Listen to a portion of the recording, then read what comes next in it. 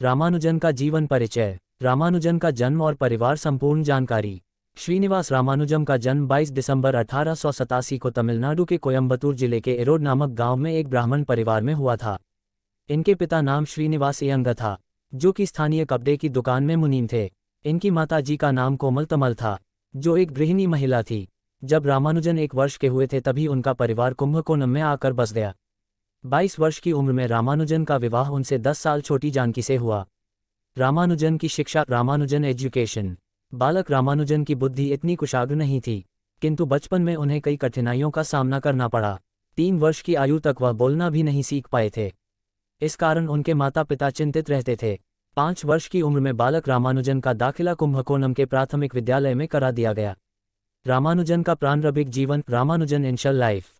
बालक रामानुजन की सिर्फ गणित के विषय में रुचि अधिक थी। वे अन्य विषयों को गंभीरता से नहीं पढ़ते थे।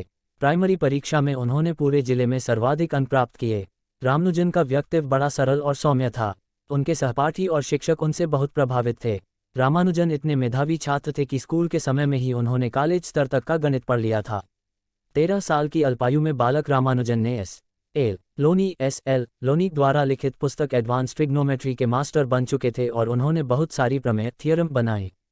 17 साल की उम्र में इन्होंने बर्नौली नंबरों की जांच की और दशमलव के 15 अंकों तक यूलर कांस्टेंट की वैल्यू खोज की थी। स्कूल की परीक्षा में इन्होंने गणित और अंग्रेजी विषय में अच्छे अंक लाने के लिए छात्रवृत्ति प्रदान की गई। श्रीनिवास की गणित विषय में अत्यधिक रुचि होने के कारण उन्होंने बाकी अन्य विषय पढ़ना छोड़ दिया था। वे दूसरे विषय की कक्षाओं में भी गणित ही पढ़ते थे। इसका परिणाम ये हुआ कि 11वीं कक्षा में गणित को छोड़कर सभी विषयों में अनुत्तीर्ण हो गए।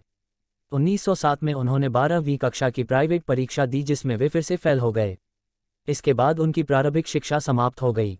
रामानुजन का गणित में योगदान। रामानुजन वर्ष 1918 में 31 साल की उम्र में गणित के 120 सूत्र लिखे और अपनी शोध को अंग्रेजी प्रोफेसर जी.एच. हार्डी के पास भेजे। हार्डी ने उस शोध को पढ़ा और उन शोध पत्रों से वे अत्यधिक प्रभावित हुए और उन्हें कैम्ब्रिज यूनिवर्सिटी आने का न्योता दिया।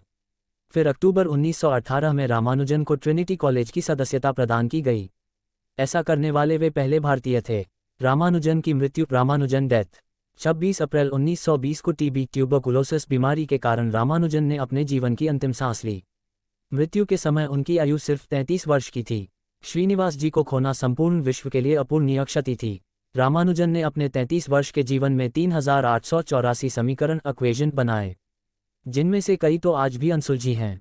गणित में 1729 को रामानुजन नंबर से जाना जाता है। भारत के तमिलनाडु राज्य में रामानुजन के जन्मदिन को एक दिवस और भारत में नेशनल मैथमेटिक्स डे रूप में बनाया जाता है। श्रीनिवास रामानुजन को मैन हु न्यू इन्फिनिटी कहा जाता है।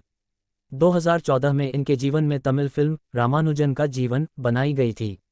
2015 में इन पर एक और फिल्म आई जिसका नाम the man who knew INFINTY था।